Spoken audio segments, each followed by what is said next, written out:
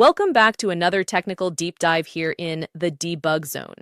Today, we're tackling a big question and breaking it down with insights from other users. Hopefully, this clears up some misconceptions and helps you get the answer you need. So buckle up, stay a little curious, and let's jump right in.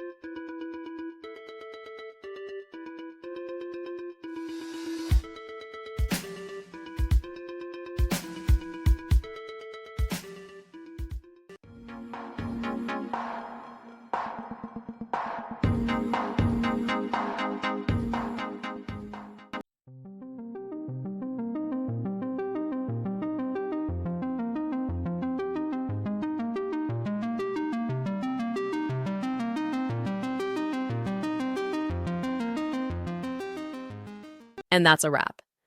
I hope you found the answer you were looking for.